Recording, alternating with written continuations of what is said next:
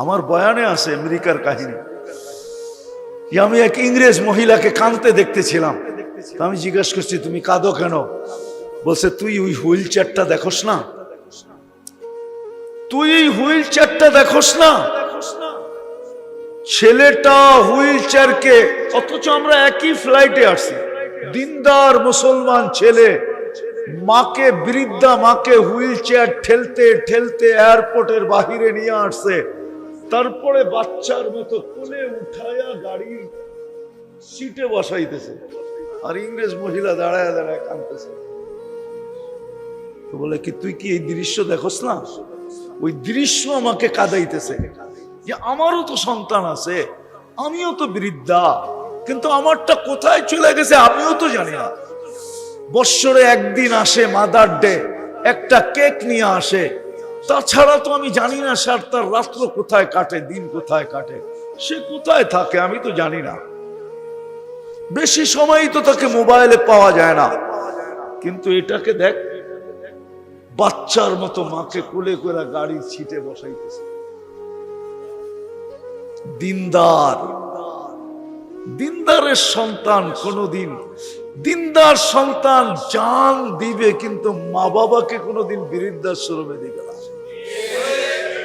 বলে বৃদ্ধাশ্রমে যদি দেই, তাইলে ডেলি রাত্রে আমি আমার জান্নাতের স্বাদ নিব কি করে?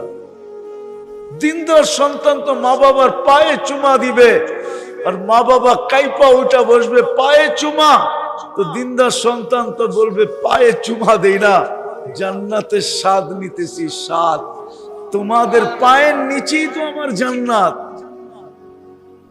হ্যাঁ হ্যাঁ, এটাই সত্য। দুনিয়ার সুখ আল্লাহ ছাড়া হবে না, ওটাও আল্লাহ ছাড়া হবে না। কিন্তু প্রশ্ন হইলো আল্লাহকে পাবো কি করে?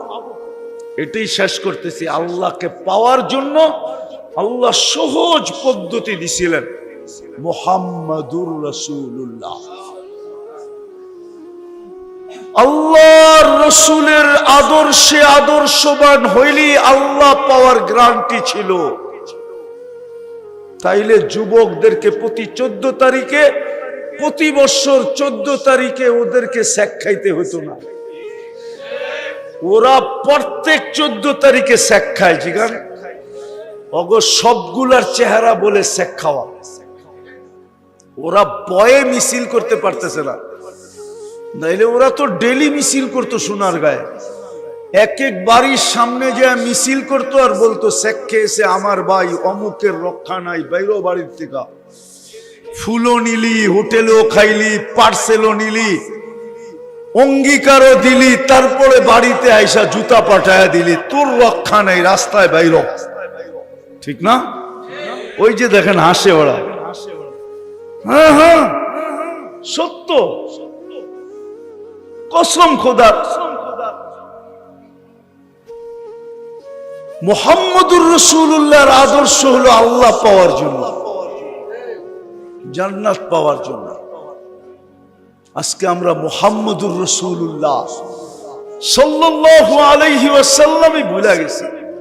আর এই মাদ্রাসাগুলা কেন জানেন? মাদ্রাসাগুলা দোকান, ফ্যাক্টরি, মুহাম্মদুর রাসূলুল্লাহর আদর্শকে কিয়ামতের সকাল পর্যন্ত ধরে রাখার জন্য, জীবিত রাখার জন্য। জানি না কখন কোন কাস্টমার চলে আসবে। দোকানে, ফ্যাক্টরিতে যদি না পাইলো, তাইলে কিন্তু সে সফলতা অর্জন করতে পারবে না। এই জন্যই হুজুরদের যতই কোরবানি হোক না কেন, নাইলে আপনি বলেন সোনার গায়ে যে অটো চালায় ও কয় টাকা কামায়? কত? হ্যাঁ, ডেলি কত কামায়? ডেলি 1000, ঠিক না? মাসে কত? আপনার ইমাম সাহেবের বেতন কত? 12,000 বেশি না 30,000 বেশি? কয় গুণ বেশি? তাহলে ইমাম সাহেব অটো চালায় না কেন? কোন ফতুয়া কোন হুজুর দিতে পারবে অটো চালানো না জায়েজ? ইজ্জত চলে যাবে। তাহলে তো আলী রাদিয়াল্লাহু তাআলা আনহুর ইজ্জতই যেত, ঠিক না? গেছে ওনার ইজ্জত। উনি তো ইহুদির বাগানে কাজ করছেন, ঠিক না? কিতাবে আছে না? আলী রাদিয়াল্লাহু তাআলা আনহু ব্যবসায়ী ছিলেন না, মজদুর ছিলেন। ওনার পেশা ছিল মজদুরি। উসমান রাদিয়াল্লাহু তাআলা আনহু ব্যবসায়ী ছিলেন। আবু বকর সিদ্দিক রাদিয়াল্লাহু তাআলা আনহু ব্যবসায়ী ছিলেন। উমর রাদিয়াল্লাহু তাআলা আনহু মজদুর ছিলেন। হ্যাঁ, টাকার বিনিময়ে খালার বকরি চড়াইতেন। মদিনা মুনাব্বারায় এসে একদিন কাজ করতেন, একদিন করতেন না। মাসে 30 দিন করতেন, মাসে 15 দিন করতেন, 15 দিন করতেন না। বুখারী শরীফে লেখা আছে। ওনারা মজদুর পেশার লোক ছিলেন। অটো চালানো তো মজদুরি, ঠিক না? হ্যাঁ, পার্সোনাল মজদুরি হুজুররা করে না কেন? আপনাকে ওই মাদ্রাসার হুজুরকে বেতন কত বলেন সভাপতি সাহেব? আচ্ছা 12,000, আচ্ছা 15,000, ঠিক না? তাইলেও তো অটোওয়ালার অর্ধেক, ঠিক না? কেন লেগা আছে? ওরা জানে এই দোকানগুলা যদি না থাকলো, এই ফ্যাক্টরি গুলা যদি না থাকলো, তাহলে আল্লাহর রসুলের আদর্শ থাকবে না, মিটা যাবে। আর আল্লাহর রসুলের আদর্শ যদি না থাকলো, তাইলে আল্লাহ যে মুহাম্মদুর রাসূলুল্লাহকে আল্লাহ পাওয়ার জন্য সবচেয়ে বড় আদর্শ বানায় পাঠাইলেন। কুরআন বলে ইন তুতিউহু তাহতাদু, কুরআন বলে ফাত্তাবিউনি ইউহিব্বুকুমুল্লাহ, কুরআন বলে মান আতাআর রাসূল ফাকাদ আতা আল্লাহ। আর কটা দেখামো? বাত তো একটা টিপলেই হয়, আমি তো 3টা কোরআনের থেকে দেখাইলাম। আল্লাহ বলে হেদায়েত পাইতে চাও, বন্ধুর আদর্শ। আমার ভালোবাসা পাইতে চাও, বন্ধুর ভালোবাসা। কোরআনে আরেকটা দিব, ওয়াস্তাগফিরুল্লাহ ওয়াস্তাগফারা লাহুর রাসূল লাওয়াজাদুল্লাহ তাওয়াবার রহিমা। আল্লাহ বলে কেউ যদি আমার কাছে মাপ চায়, তো আমি ওর দিকে তাকাবো না, ওর গুনার দিকে তাকাবো না। আমি দেখবো ও বন্ধুর রঙে কতটুক রঙিন। বন্ধুর রঙে রঙিন হইতে দেরি, আমি মাফ করে দিতে দেরি করবো। কোরআন বলে, আমি তো কোরআন দিতেছি। কি হাফেজ আছে এখানে কেউ? কে আপনি হাফেজ? ওয়াস্তাগফিরুল্লাহ ওয়াস্তাগফারা লাহুর রাসূল লাওয়াজাদুল্লাহ তাওয়াবার রহিমা। কোরআন তো ভুল তো পড়ি নাই।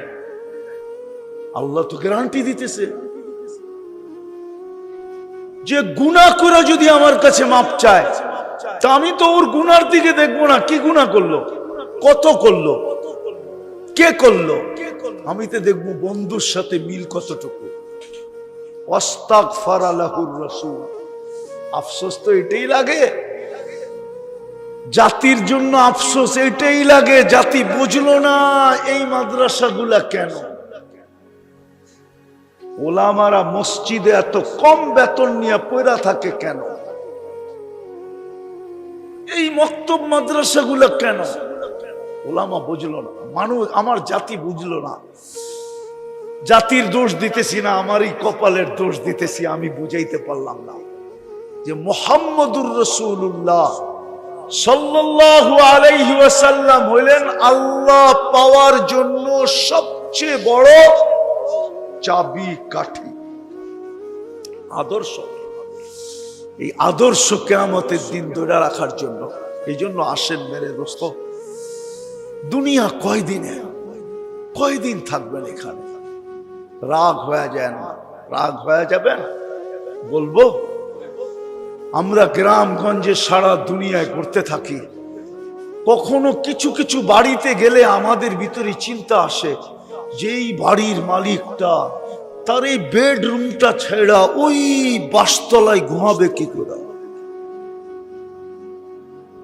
সে কি কখনো বেডরুমে খাটে ঘুমায়া শুয়া বা বৈশা কখনো চিন্তা করে যে আমার এত সুন্দর সুসজ্জিত বেডরুম, চতুর্দিকে পর্দা, নিচে কার্পেট, সুগ্রাণ মুহিত, এসি চলমান, আমি এই বেডরুম ছেড়া আমি ওই বাসতলায় কিভাবে ঘুমাবো?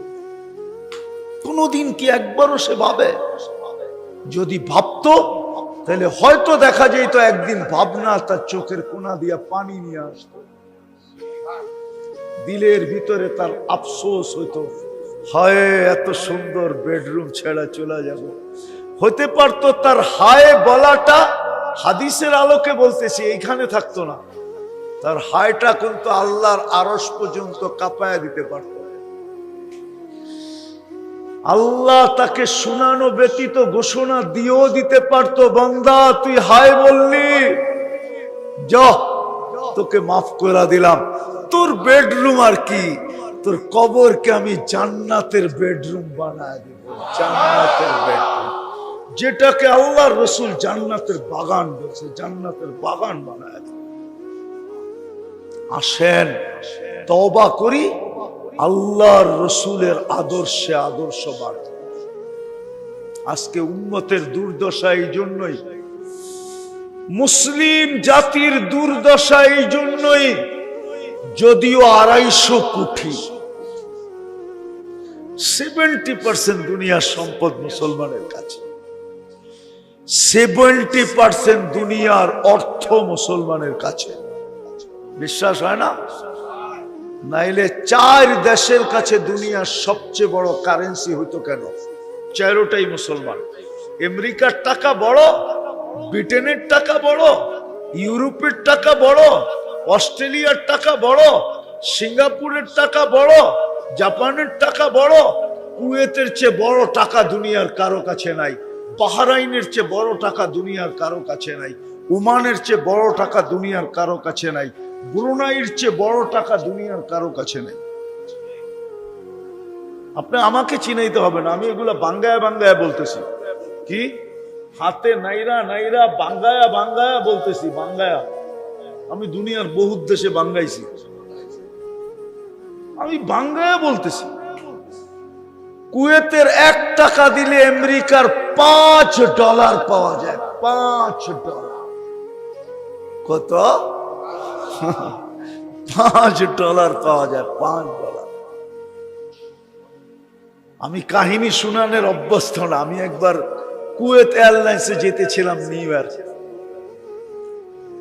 তা আমি যখন প্লেনে যেতেছিলাম, কুয়েত থেকে যখন নিউ ইয়র্কের ফ্লাইট ছাড়ছে, তো ঢাকার থেকে তো প্যাসেঞ্জার ভরা ছিল, এখানে যে ফ্লাইট চেঞ্জ হয়ে গেছে, বড় ফ্লাইট। কিন্তু আমি দেখতেছি অর্ধেক দিয়া পর্দা দেওয়া। আমি জিজ্ঞেস করলাম পর্দা দেওয়া কেন? তো যাকে জিজ্ঞেস করতেছিলাম ওই পর্দা দিছে। তো বলতেছিল আমার ছেলেকে নিয়ে আমি নিউ ইয়র্কে যেতেছি, আমার ছেলে অসুস্থ, অর্ধেক ফ্লাইট আমার চার্টার্ড করা। আর করবে না কেন? 1 টাকা দিলেই তো $5 পাওয়া যায়, 1000 দিলে 5000, 1 লাখ দিলে $5 লাখ, ঠিক না? আমারই জিজ্ঞেস করছে তুই কোন দেশের? আমি কি বাংলাদেশি। তো আরবি শুনা বলতেছে তুই আরবি বলস? কি করস? আমি আরবি পড়াই। তা আমাকে বলতেছে তোর সিট কোথায়? আমি বলি ইকোনমিতে। সস্তা সিটে যেতেছি না। তা আমাকে বলতেছে পিছনেরটা পুরা খালি, আমি, আমার ওয়াইফ আর আমার সন্তান। তুই এক কাজ কর, পিছনে আয়। কি? আমার ভিতরে নিয়ে গেছে। তো পুরা বেড খাট বানায় আমার কয় তুই ঘুমায়া যা, ফ্লাইট কিন্তু 13 ঘন্টা, তুই ঘুমা। হ্যাঁ, আমি ঘুমাইতে ঘুমাইতে ঘুমাইতে ঘুমাইতে কাহিল হয়ে গেছি, তারপরও ঘুম শেষ হয় না, রাস্তা শেষ হয় না। সবচেয়ে বড় টাকা দিছে আল্লাহ দুনিয়াতে কুয়েত আলাদা, তারপরে বাহরাইন $4 পাওয়া যায়, তারপরে ওমান $3.5 পাওয়া যায় 1 টাকায়, তারপরে দিছে ব্রুনাই, ব্রুনাইয়ের 1 টাকা দিলে $1 গাঠি পাওয়া যায়, $1 গাঠি। আমি গুইরা বলতেছি, গুইরা মুসলমানের এই দুরবস্থা আজকে শুধু মুহাম্মদুর রাসূলুল্লাহকে ছেড়ে দেওয়ার কারণে। আজকে আমাদের জীবনে মুহাম্মদুর রাসূলুল্লাহ যতটুকু ঘৃণিত, যতটুকু অবহেলিত, যতটুকু দীক্ষিত। আগের শব্দটা বললাম না, অতীতে কোনোদিন ছিল না। আজকে আমাদের সমাজে, মুসলিম জীবনে মুহাম্মদুর রাসূলুল্লাহ লাঞ্ছিত, অবহেলিত, দীক্ষিত, ঘৃণিত। ততটুকু ছিল প্রমাণ করো। যদি করতে পারেন বাকি দুই প্রশ্ন জিজ্ঞাসা করা হবে না। একটার ভিতরে তিনটা রাখা, একের ভিতরে, মাঝে মাঝে দোকানে লেখা দেখেন না, একের ভিতরে তিন। ইমাম বুখারীও বসে একের ভিতরে তিন। আসেন, আজকে রসুলকে আমরা ছেড়া দিছি। আল্লাহ নিজের নাফরমানি সইতে পারে, আমার কথা মাইনা নেন সোনারগাঁয়ের মানুষ। আল্লাহ নিজের নাফরমানি সইতে পারে, কিন্তু বন্ধুরটা সইতে পারে না। নিজের নাফরমানি সইতে পারে, অনেক সময় এটা হয় হয় হয় না বুঝা বন্ধুর উপরে খেপা গেলে চিনে নাই, অথচ আপনার বন্ধুর সাথে আসছে, আপনি ওনাকে কিছু বলে ফেলছেন না বুঝা, না চিনা, তো বন্ধু খেপে কি আমারে বললে আমি সয়া নিতাম, আমি তো এই লোকটাকে নিয়ে আসছি, এ তো আমার ঘনিষ্ঠ, এ তো আমার বন্ধু, তুই তো জিজ্ঞেস করবি আমার কাছে যে লোকটা কে, আমার সাথে আসছে, তুই একে কেন অপমান করলি, আমাকে করতি আমি সয়া নিতাম। আল্লাহ বলে আমার নাফরমানি আমি সইতে পারি, বন্ধুরটা না। এই জন্য আল্লাহ দেরি করেন নাই, ওলামাকে জিজ্ঞেস করেন, আল্লাহ 360টা মূর্তি তার ঘরের ছাদের উপরে আল্লাহ সয়া নিছেন, উলঙ্গ তফ সয়া নিছেন, আল্লাহর ঘরে বৈশা বাইতুল্লাহর পূজা সয়া নিছেন, কিন্তু বন্ধুর উপরে আবু লাহাব আঙ্গুল উঠাইতে দেরি, তাব্বান লাকা বলতে দেরি, আল্লাহ সূরা তাব্বাত ইয়াদা দিয়া জিবরিলকে দৌড়ায় দিতে দেরি করেন নাই। জলদি লয়ে যাও, শুনিয়াকে শুনায় দাও তাব্বাত ইয়াদা, কারণ আমি বন্ধুরটা সইব না। আজকে মুসলমানের দুরবস্থা এই জন্য। মুসলমান এখন তেল মারা জাতি হয়ে গেছে, শুধু সবার পায়ে তেল মারে, পাও চাটা জাতি হয়ে গেছে, পাও চাটা। একদিন ছিল সারা দুনিয়া এদের পাও চাটতো, আজকেও আমার কথা মিডিয়ায় চলে যাবে, সারা দুনিয়া সাইজ করতে মুসলমানের একদিন লাগে না। বিশ্বাস হয় আপনার? 57টা মুসলিম দেশ, কয়টা? 57টা মুসলিম দেশ যদি দুনিয়াকে বলে যে আমরা জোট হয়ে গেলাম, এক হয়ে গেলাম, আমরা আপোষে আমাদেরটা ভাগ করে খাবো, এক রুটি 57 ভাগ করে খাবো, তোরা ঠিক হবি তো তোদের সাথে আসি, ঠিক না তো তোদের সাথে নাই। আজকে বলো, কালকে সারা দুনিয়া দেখেন কেমনে সাইজ হয়। দুনিয়ার ব্র্যান্ডের জিনিস মুসলমানের চেয়ে কিছু কেউ বেশি ব্যবহার করে না। আপনি আমাকে বুঝাইতে পারবেন না, আমি দুনিয়া ঘুরি তো, আমি মিডিয়ায় তেমন একটা বিশ্বাসী না, আমি দুনিয়ায় চোখে দেখাই বিশ্বাসী। দুনিয়ায় সবচেয়ে বেশি ব্র্যান্ড ব্যবহার করে মুসলমান। আমি আপনাদের এই শিক্ষিত যুবকদেরকে বলতেছি, ওরা বাড়িতে যে সার্চ করুক, দুনিয়ায় সবচেয়ে বেশি ইন্টারনেট কারা ব্যবহার করে, গুগল ওকে অ্যান্সার দিবে মুসলমান। দুনিয়ার সবচেয়ে বেশি দামি রাডু গড়িকে ব্যবহার করে মুসলমান। দুনিয়ার সবচেয়ে দামি গেঞ্জিকে ব্যবহার করে মুসলমান। একটা তথ্য দিব আপনাদেরকে, $300 উপরে যদি আপনি বিল গেটসের কোন শার্ট প্যান্ট আমাকে দেখাইতে পারেন, আপনি যত বড় মজলিসে আপনার জুতা আর আমার গালে মারবেন, আমি কিচ্ছু বলবো না। উনি তো নেতা মানুষ, ওনারে বললাম যান, আজকে যে দেখেন $300 উপরে যদি একটা শার্ট প্যান্ট দেখাইতে পারেন, $300 তো ওর জন্য 300 টাকা, ঠিক না? কিন্তু আমি নারায়ণগঞ্জে দেখায় দিব, বাংলাদেশে আমাদের অনেক আমলা দেখায় দিব, আমি চিনি, যারা সিঙ্গাপুরে একটা গেঞ্জি কিনছে, হাফ হাতার গেঞ্জি, আমি দেখছি সিঙ্গাপুরি $1200 দিয়ে। কত কত কত আমি নিজে চিনি, একটা কোট কিনছে, কোট লন্ডন থেকে, হ্যাঁ ১৫০০ পাউন্ড দিয়া, ১৫০০ পাউন্ড, ১ পাউন্ডে ১৬৮ টাকা। দেখেন কয় টাকা হয় শুধু একটা কোট। আর বিল গেটসের যদি একটা শার্ট প্যান্ট আমাকে $৩০০ উপরে দেখাইতে পারে, আমি নেটের জগৎ গাইটা বলতেছি, কিন্তু এত বড় চ্যালেঞ্জ এমনি দিতেছি না, কেননা ওরা বিশ্বাস করে মাটি খাঁটি সোনা আদা, দামি কাপড় কিনে গাদা। এই প্রবাদ বাক্য ওরা বিশ্বাস করে। ওরা দামি কাপড় কিনে না, মাটি খাঁটি, আরে পরেরটা কর না, সোনা আদা, মাটি খাঁটি সোনা। এইবার পেপারে আসছে রোজার ঈদে শুধু একটা ব্র্যান্ডের পাঞ্জাবি ৬০,০০০ টাকা। আসে নাই পেপারে? আসে নাই? উঠে নাই আপনাদের অ্যাসেম্বলিতে এটার উপরে কথা? কি কি উঠে নাই? অ্যাসেম্বলি চিনেন? হ্যাঁ, কি সংসদে ওঠে না এটার উপরে কথা? একটা পাঞ্জাবি কত টাকা? ৬০,০০০ টাকায় কয় ডলার? $৬০০ একটা পাঞ্জাবি। বলেন হায় মুসলমান, দুনিয়ার সবচেয়ে ব্র্যান্ড ব্যবহার করো, তারপরও যায় ওদের পাও চাটো। এই দুরবস্থা শুধু মুহাম্মদুর রাসূলুল্লাহ ছেড়া দেওয়ার কারণে। আসেন আজকে তওবা করি, মুহাম্মদুর রাসূলুল্লাহ সাল্লাল্লাহু আলাইহি ওয়াসাল্লামকে আঁকড়ায় ধরি, আর এই প্রতিষ্ঠানগুলাকে দিলের ভিতরে জায়গা দেই। কারণ এই প্রতিষ্ঠানগুলা না থাকলে মুহাম্মদুর রাসূলুল্লাহর আদর্শ থাকবে না। কাল কিয়ামতের মাঠে মৃত্যুর পরে আপনাকে কেউ বাঁচাইতে আসবে না।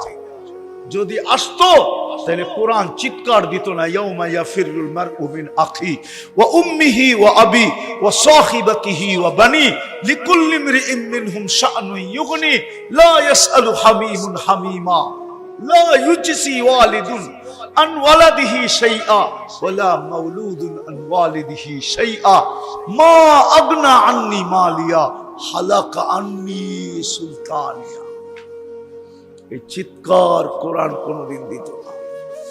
কি তওবা করবেন? কে কে করবেন দেখি? পাক্কা? আল্লাহ কবুল করুক। বলে দেন আল্লাহ অতীত থেকে তওবা করবেন।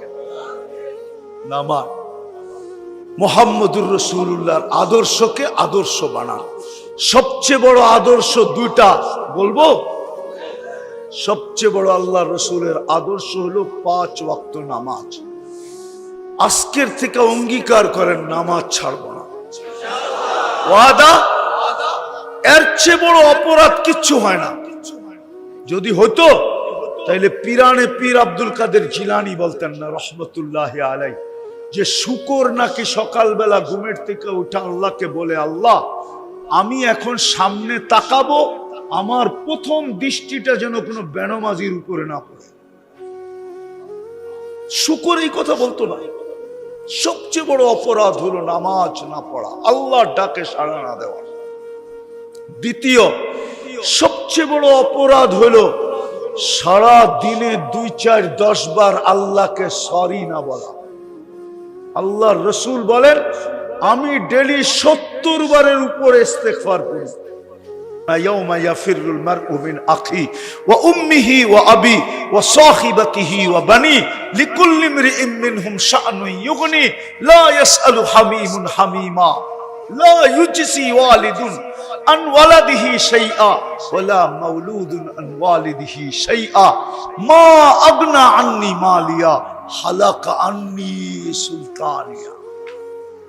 এই চিৎকার কোরআন কোনদিন দিত না। কি তওবা করবেন? কে কে করবেন দেখি? পাক্কা? 60 বাদ দিলাম 70, তাইলেও তো তোমার মাত্র 30 বছর বাকি। তুমি তো ছেলে পেলেকে মানুষ হয়ে দেখতে, মানুষ হইলো, মানুষের মতো মানুষ হইলো। কেননা 25-30 বছর একটা ছেলে ভালো শিক্ষিত হইতে বয়স সময় লেগে যায়। তুমি তো নিজে দেখা যেতে পারবা না। তো কতক্ষণ পরে আমারে কইতেছে, হুজুর আগের থেকে চিনতো তো, বিক্রমপুরা বললা তো, ওর বাড়িঘর সব আমি চিনি, পয়সা বাড়ি। ওই পয়সা আমারে বলতেছে, হুজুর আপনার মতো ক্যালকুলেটর দিয়ে আমারে কেউ বুঝায় না আজ পর্যন্ত। আমি এই মেশিন হাতের থেকে রাখলাম, কালকেই আমি দেশে চলে যাব। আমি কামের গুলি মারি আর টাকার গুলি মারি। আপনার মতো তো ক্যালকুলেটর দিয়ে আমারে কেউ বুঝায় না আজ পর্যন্ত। বাড়িওয়ালারও বুঝায় নাই। বাড়িওয়ালারও বলছে আরো কয়েকদিন থাইকায়, একবারে যখন আয়া পড়বি তো আরো কিছু দিন কি থাইকায়। কিন্তু আপনি যেইভাবে হিসাব দিয়ে আমাকে বুঝাইলেন, তাতে তো দেখতেছি আমার সবই শেষ। সবই, হ্যাঁ ওই যে মনে আছে না, হ্যাঁ ছোটবেলা পড়ছিলেন নাকি স্কুলে, বাবু সাঁতার জানেন? হ্যাঁ ওই যে নৌকার মাঝি আর বাবুর কথা, সাঁতার জানেন? জানি না। তখন বলছিল আপনার তো 16 আনাই মিশা। হ্যাঁ পড়ছেন না ছোটবেলা? ওরে তারপরের দিন থেকে ও আর কামে যায় না। হুজুর আমাকে এরকম ক্যালকুলেটর দিয়ে কেউ বোঝায় না। আমি যেটা আপনাদেরকে বুঝাইতে চাইতেছি, যে একটা প্রশ্ন আমাদের মাথায় আসা স্বাভাবিক, যে আমি সৃষ্টির সেরা, কিন্তু আমি নিশ্চয় কেন অস্তিত্ব নিলাম? কারণ কি জানেন? আল্লাহ আমাদেরকে ছোট একটা মেসেজ দিছে। এই জন্যই আমাদেরকে আল্লাহ নিশ্চয় অস্তিত্ব দিছেন সৃষ্টির সেরা হওয়া সত্ত্বেও, শুধু একটা মেসেজ বুঝানোর জন্য। আর এই মেসেজটা মানুষেরই বুঝতে হবে, কোন সৃষ্টির বুঝার প্রয়োজন নাই। কেন কোন সৃষ্টির জন্য আল্লাহ সফলতা রাখেন নাই, অসফলতা রাখেন নাই। কোন সৃষ্টির জন্য জান্নাতও রাখেন নাই, জাহান্নামও রাখেন নাই। এমনকি জিবরিল আলাইহিস সালাম পর্যন্ত জান্নাতে যাবে না। উনি জীবনে একবার জান্নাত দেখছে, আর কোনোদিন দেখার সুযোগ ওনার হবে না। উনি জীবনে একবার দেখছেন। আল্লাহ বানানোর পরে ওনাকে দেখাইছিলেন যে দেখা আসো তো জান্নাতটা কিরকম বানাইলাম। তো ওনার উক্তি ছিল, এটার নাম যে শুনবে ও ঢুকা ব্যতীত থাকবে না। ও ঢুকা ব্যতীত থাকবে না, ও ঢুকবে। তো উনি জীবনে একবার দেখছেন, তারপরে জান্নাতকে আল্লাহ ঢাইকা দিয়েছেন। হাদিসের শব্দ আছে বিল মাকারি, ঠিক না? মাকারি দিয়া ঢাইকা দিছেন। তারপরে দেখা বলছেন মনে হয় না একজনও ঢুকতে পারবে।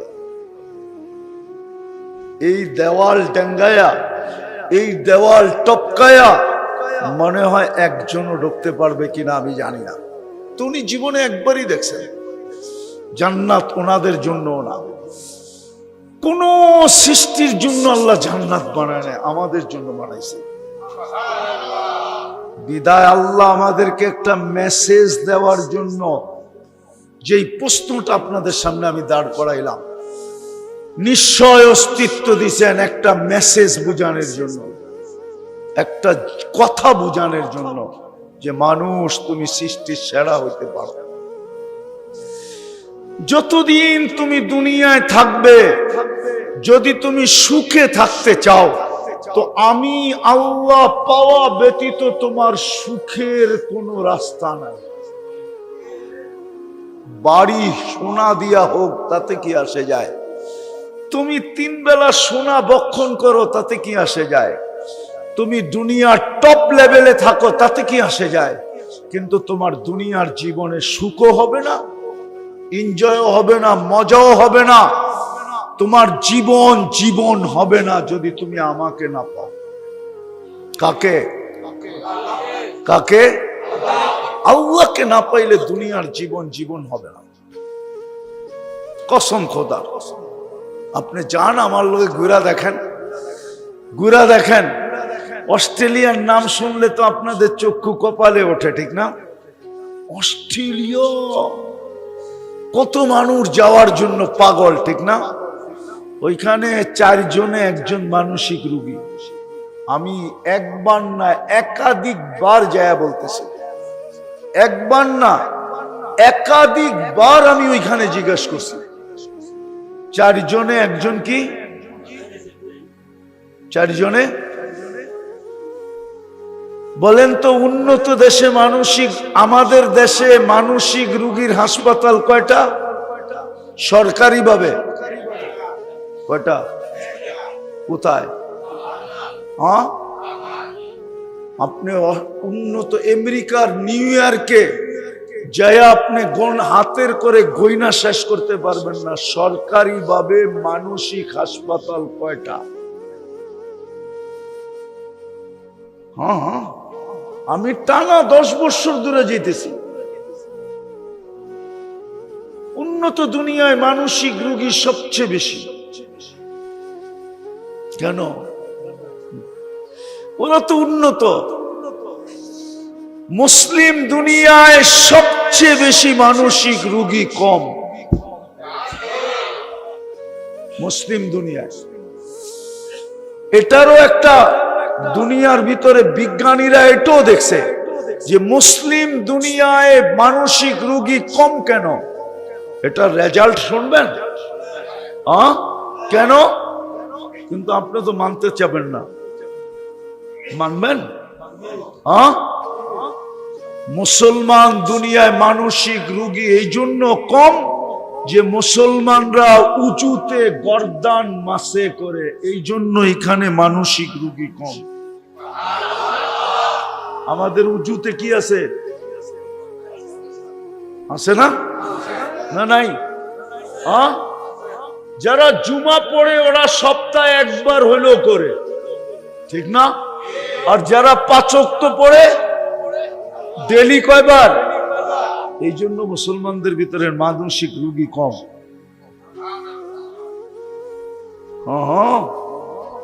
আপনি বলবেন এটাকে আপনি বানায় বললেন? না না না, আমার কাছে প্রমাণ আছে।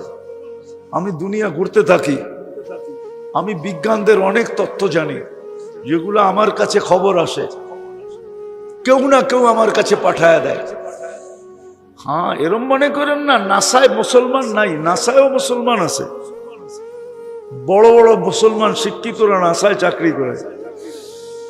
ওদের তথ্য যখন আপোষে আদান প্রদান হয়, এটা লিক হয়ে যায়, চোখা চোখা থাকলে পাঠায় দেয়। যেমন এটা আমি ওদের থেকে নিছি। ওরা দেখছে মুসলমানের ভিতরে 18 কোটি মানুষ, একটা মাত্র মানসিক রোগী হাসপাতাল সরকারি ভাবে। আপনি ভাবতে পারেন? অথচ অস্ট্রেলিয়ায় মাত্র 2.25 কোটি মানুষ। কথা 4 জনে 1 মানসিক রোগী, 4 ভাগের 1 ভাগ মানসিক রোগী। হ্যাঁ, আমি ফার্স্ট টাইম যেদিন যাই ওদিন আমি এয়ারপোর্টে নাইমেই জিজ্ঞাসা করছি, বড় একজন বাঙালি কেমিস্ট্রি আছে ওই দেশে, মেলবোর্নে থাকে। আমি ওরে জিজ্ঞাসা করছি এখানে মানসিক রোগীর হার কত? আপনি তো জীবনে প্রথম আসলেন, আর এয়ারপোর্টে নাইমে এটা জিজ্ঞাসা করতেছেন কেন? আমি বলতেছি আচরণ ভালো মনে হয় না, মানসিক রোগী মনে হয়। আপনারে মাইপা হালাইলাম, আপনি পাবলিকটা কি? তখনই ও বলতেছে 4 জনে 1 মানসিক রোগী। 4 জনে। ওই যে আমার বাজান আছে, ওনার ছেলে পাপুয়া গিনিতে থাকে, ওরে জিজ্ঞাসা করেন ওইখানে মানসিক রোগী কয়জন? ওইখানে মনে হয় 50%ই ওদের আচরণ দেখলে মনে হয় পাগল। কি কি কি 24 ঘন্টার ভিতরে 25 ঘন্টায় লোড থাকে। লোড, লোড বোঝেন? আরে মনে হয় বোঝেন না। লোড কি? লোড খায়া টাল, খায়া কি টাল থাকে। 24 ঘন্টার ভিতরে 25 ঘন্টায় টাল। ও তো বলবো না আমি গিয়ে আইছি এখানে, আমি ওগো হেডকোয়ার্টারে গিয়ে আসছি, বিলকুল মিডলে জয়াপুরা। আমি 3 দিন ছিলাম ওখানে, তাবলিগের ইজতেমা ছিল, আজ থেকে অনেকদিন আগে, আমি চিনি। এই জন্য আপনাদেরকে প্রশ্ন উঠাইলাম আমি এটাই, যে আমাদের এই প্রশ্নটা মাথায় আসা সৃষ্টি সেরা হিসাবে স্বাভাবিক, আমি কেন নিশ্চয় অস্তিত্ব নিলাম। আল্লাহ মেসেজ দিছে, আমি পাওয়া ব্যতীত তোমার এই ছোট জীবনটাও এনজয়ময় হবে না, সুখময় হবে না, সুখের হবে না। আর আমি পাওয়া ব্যতীত, আমাকে পাওয়া ব্যতীত তোমার জন্য আমি যেই মেহমানখানা বানাইছি ওইখানেও তোমার পৌঁছা হবে না। এই মেসেজটা দেওয়ার জন্য আল্লাহ আমাদেরকে নিশ্চয় অস্তিত্ব দিয়েছেন। কিন্তু যদি আপনি প্রশ্ন করেন আমি আল্লাহ পাবো কি করে, ওলামাই যদি প্রশ্ন করে, লা তারাহুল উয়ুন, আল্লাহকে তো চোখে দেখা যায় না, ওয়ালা তুখালিতুহুদ দুনুন, আল্লাহকে তো ধ্যান ধারণায় আনা যায় না, ওয়ালা ইয়াসিফুহুল ওয়াসিফুন, আল্লাহকে তো বর্ণনা দিয়া শেষ করা যায় না। আল্লাহ তো শুধু আল্লাহ না, আল্লাহ তো রহমান, আল্লাহ তো রহিম, আল্লাহ তো মালিক, আল্লাহ তো কুদ্দুস, আল্লাহ তো সালাম, আল্লাহ তো মুমিন, আল্লাহ তো মুহাইমিন, আল্লাহ তো আসিস, আল্লাহ তো জব্বার, আল্লাহ তো মুতাকাব্বিরুল খালিকুল বারিউল মুসাব্বিরুল গফফারুল কহ্হারুল ওয়াহাবুর রাসাকুল ফাত্তাহুল আলিমুল কাবিদুল বাসিতুল খাফিজুর রাফিউল মুইজ্জুল মুদিল্লুস সামিউল বাসিরুল হাকামুল আদলুল লতীফুল খবীরুল হালিমুল আযীমুল গফুরুশ শাকুরুল আলিয়ুল কবীরুল হাফিজুল মুকিতুল হাসিবুল জলিলুল করিমুল রকিবুল মুজিবুল ওয়াসি আল হাকিমুল ওয়াদুদুল মজিদুল বাঈতুশ শহীদুল হকুল ওয়াকিলুল কবিয়্যুল متين ولي الحميد الموصي المبدي المعيد المخي المميت الحي القيوم الواجد الماجد الواحد الأحد الصمد القادر المقتدر المقدم المؤخر الأول والآخر الظاهر والباطن الوالي المتوالي البر التواب المنتقم العفو الرؤوف مالك الملك ذا الجلال والإكرام المقسط والجامع والغني والمغني المانع الدار النافع النور الهادي البديع والباقي الوارث والرشيد الصبور جل جلاله الله তো 99 পদের মালিক। কি করে আল্লাহকে পাবো, কি করে রাজি করব, এটা পসিবল কি করে? তুমি কোথায়, আমি কোথায়? তুমি কোথায়, আমি কোথায়? কি করে পসিবল, কি করে সম্ভব? বুঝলাম, প্রশ্ন মাইনা নিলেন আপনারা যে আল্লাহ পাইলেই আমার দুনিয়া সুখের হবে। কসম খোদা, লম্বা করার সময় আমার কাছে নাই, স্বাস্থ্যগত কারণে লম্বা করতে পারতেছি না, তাহলে আপনাদেরকে একটা একটা চোখে আঙ্গুল দিয়ে দেখানো যেত। কন্টিনিউ করতে থাকেন, তারপরে দেখবেন আল্লাহ কি দেখায়। তৃতীয় আরেকটা সুযোগ আমাদের সামনে আসতেছে। কালকে দিন গিয়া রাত্রেই, এক একটা রাত্র এক একটা লাইলাতুল কদরের সময়। আমার মনে হয় আল্লাহ আমাদের জন্যই দিছিলেন, সাধারণ শ্রম পেশার মানুষের জন্য দিছিলেন, যে রমজানে তো লাইলাতুল কদর একটা রাত্র ছিল, আর সামনে ঈদ ছিল, রোজার মাস ছিল, ব্যস্ততার কারণে, শ্রমের কারণে, চাকরি বাকরির কারণে এরা ধরতে পারে নাই। বিদায় এরা কি আমার কাছে খালি হাত আসবে? তো আল্লাহ মেহেরবানি করে জিলহজের 10 রাত্রকে 10 লাইলাতুল কদর বানাইছে। 10 দিন 10 বৎসরের সমান, এক এক রোজা এক এক বৎসরের সমান, এক এক রোজা এক এক বৎসরের সমান। লাগাবেন কাজে কালকার থিকা? হ্যাঁ, একটা রাত হলো ধরে নেন, একটা রাত হলো, সারা রাত্র জাগেন, আল্লাহর কাছে চোখের পানি ঝরান, নামাজ পড়তে হবে না, ইস্তেগফার করেন, আল্লাহর কাছে মাপ চান, চোখের পানি ঝরান, যে আল্লাহ প্রস্তুতি তো নেই নাই, কিন্তু আমি তো যাত্রী, যে কোনো মুহূর্তে আমার পরিসমাপ্তি করতে পারে। কিন্তু তোমার সামনে দাঁড়াবো তো দাঁড়াবো কি করে? কেননা 24 ঘন্টা তোমারটাই ভোগ করছিলাম। কোরআন তো বলে লাতুসআলুন্না আনিন নাঈম। তুমি যদি হিসাব নিতে যাও তাহলে আমি আপনাদেরকে দেখাইতেছি, একটার হিসাব কোটি বৎসরে মিলাইয়া দিতে পারবেন না। 50,000 বৎসর না, কোটি বৎসরে না কোনো আলেম পারবে, না কোনো মুফতি মুহাদ্দিস পারবে। দেখামো? আরে দেখামো। বলেন এই চোখ দিয়া এই পর্যন্ত কতবার দেখছেন আর কি কি দেখছেন? দুই চোখে তো 26 কোটি ক্যামেরা, তাকাইলেই তো 26 কোটি ক্যামেরা ফ্ল্যাশ হয়ে ওঠে, জ্বলা ওঠে। এই যে আমি দেখতেছি পুরা মজমা আমার চোখের সামনে বাইসা উঠতেছে, সবার চেহারা আমি আলাদা আলাদা দেখতেছি, কিন্তু গয়না বলতে পারবো কয়জনেরটা দেখছি? এরকম প্রতিদিনই তো সবাই যাই, প্রোগ্রামে যাই, প্রতিদিনই তো দেখি। এইখানে হয়তো 200, 300, 500, 5,000, 10,000, 50,000ও তো দেখি। সবই তো এই চোখে দেখা যায়। এই চোখে তো একবারে 13 কোটি দেখার ক্ষমতা আছে। 13 কোটি না 26 কোটি, 13, 13, 26। এই চোখে 13 কোটি ক্যামেরা, এই চোখে 13 কোটি ক্যামেরা, 26 কোটি দেখার ক্ষমতা আছে। আল্লাহ যদি বলে কি দেখছস, কতবার দেখছস, মিলায় দে, পারবে? হ্যাঁ। আরেকটা বলবো, আল্লাহ যদি বলে যতদিন ছিলি কয় লিটার পানি পান করছস আর কয় লিটার পানি গোসলে ব্যবহার করছস। হোমনার মানুষ তো একজনই গোসল করে পুরা পুষ্কুনি দিয়া, ঠিক না? না, উনি বোঝে না কি পুরা পুষ্কুনি দিয়া মানে একজনে গোসল করে কি দিয়া? আরে মনে হয় বোঝেন না, কি বুঝছেন?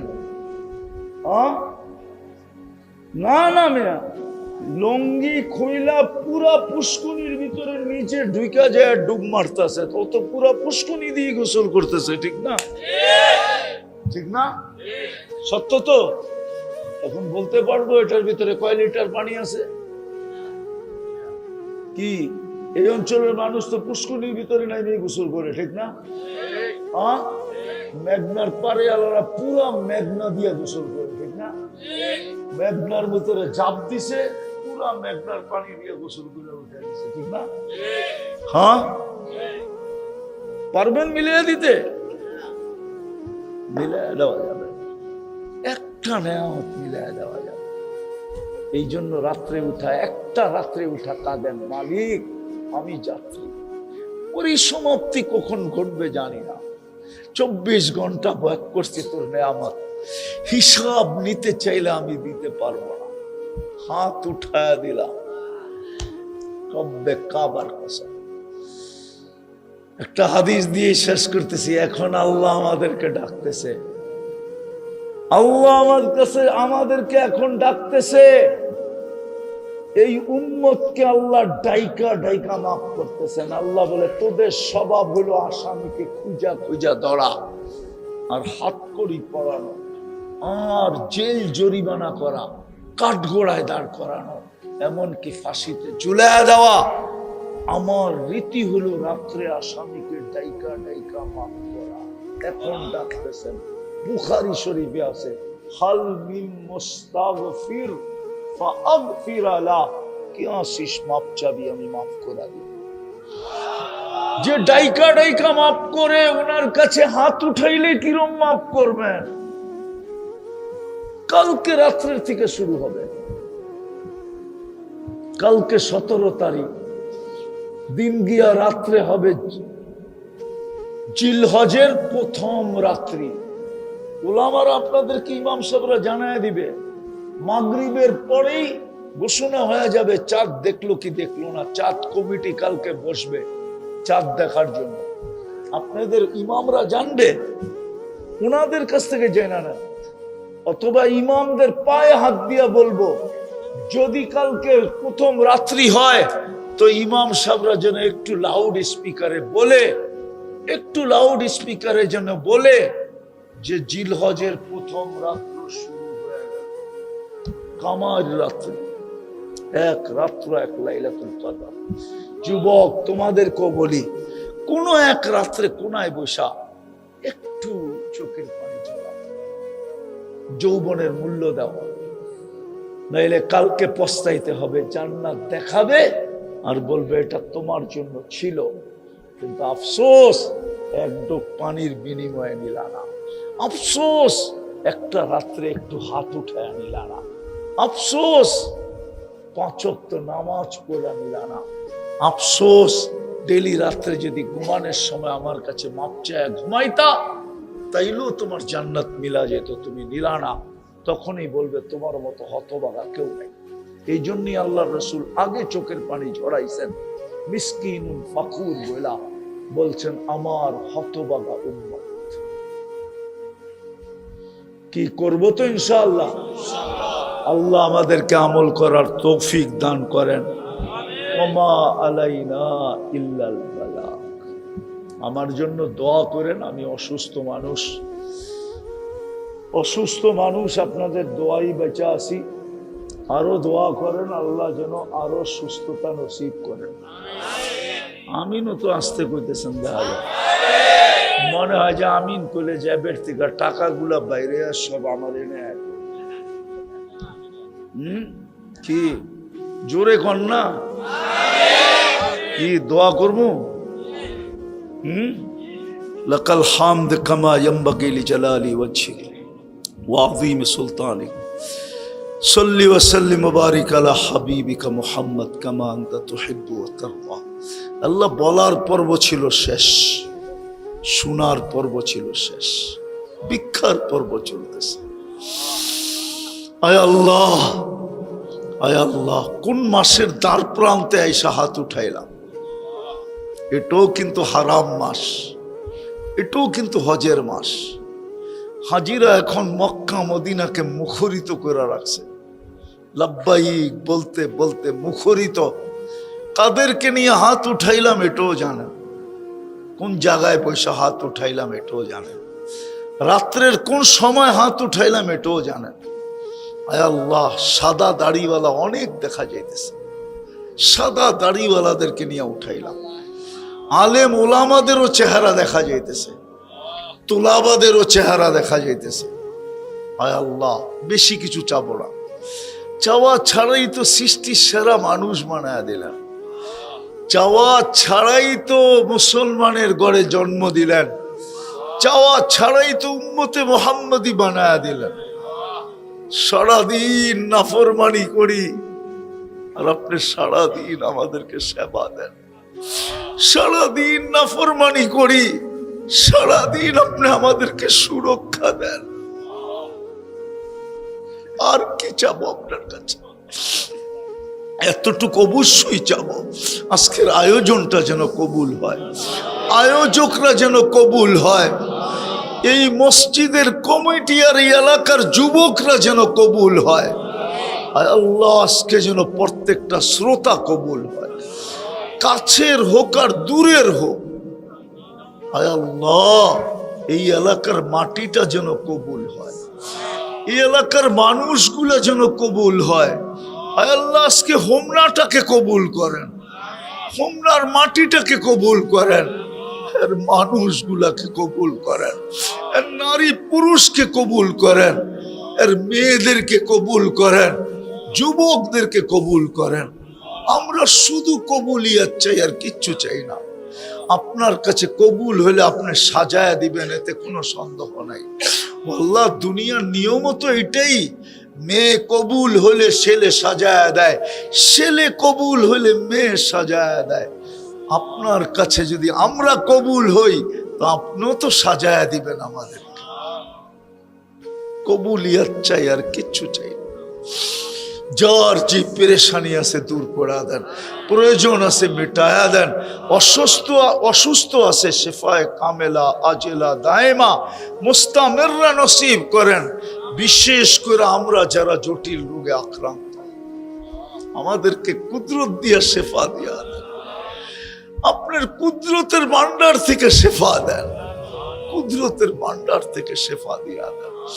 এই মাটির নিচে যারা শায়িত আছে, বিশেষ করে হোমনার মাটির নিচে, বিশেষ করে এই হরিপুরের মাটির নিচে যারা শায়িত আছে, আমাদের মা বাবা যেখানেই ঘুমন্ত থাকুক, এইখানের শ্রোতাদের আত্মীয় স্বজন যেখানেই আরাম করুক, মাটির নিচে উম্মতে মুহাম্মদী যেখানেই থাকুক, জিন হোক আর ইনসান হোক, মাফ করে দেন।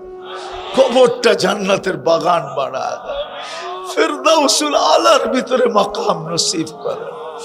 আল্লাহ, জি কদর রাত্রি মনে হয় আজকেই চলে যাইতেছে, কালকে মনে হয় জিলহজের রাত্রি উঠবে, প্রথম রাত্রি উদিত হবে।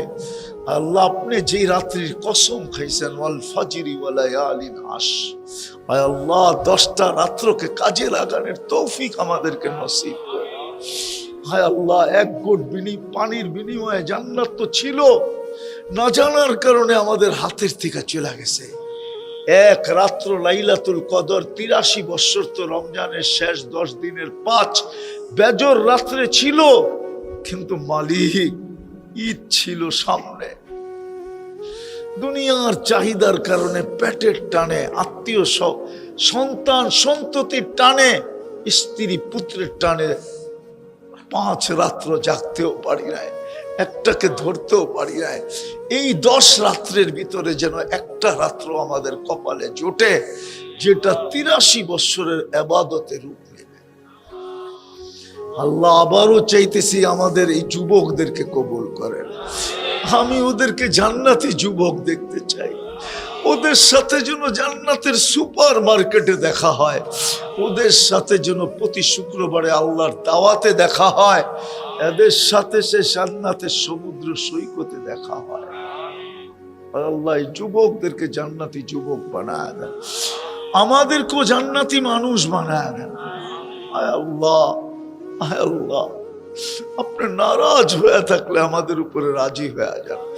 আমাদের দেশটাকে হেফাজত করেন, আমাদের দেশটাকে হেফাজত করেন, আমাদের দেশটাকে হেফাজত করেন। আল্লাহ, সামনে ঈদ আসতেছে, ধনীদেরকে গরিবের হক বুঝার তৌফিক নসিব করেন। ধনীদের দিলে গরিবদের মায়া, মমতা, স্নেহ আয় আল্লাহ ঢুকায়া দেন। আয় আল্লাহ, গরিবদের যেন ধনীদের কাছে এক টুকরার জন্য হাত পাততে না হয়। হাজারো ধনী আছে হোমনায়, লক্ষ ধনী আছে হোমনায়। এই ধনীরা যদি গরিবদের একটু দায়িত্ব নিয়ে নেয়, তাহলে কোনো গরিবের এক টুকরার জন্য হাত পাততে হবে না। আমার বিশ্বাস, গরিব বাড়িতে বসেই 5 কেজি পেয়ে যাবে। শত না হাজারো ধনী আছে হোমনায়। হায় আল্লাহ, আমি চিনি অনেক শিল্পপতি আছে হোমনায়, এদেরকে গরিবের দুঃখ দুর্দশা বুঝার তৌফিক নসিব করেন। এদেরকে ওই ধনী বানায় দেন যেই ধনীর কথা আপনার বন্ধু বলছে, তুবাল আমির আলা বাবিল ফকির। এরা যেন গরিবদের দুয়ারে আইসা দাঁড়ায় যায়, খটখটায়, গরিবদের যেন এদের কাছে যে হাত পাততে না হয়।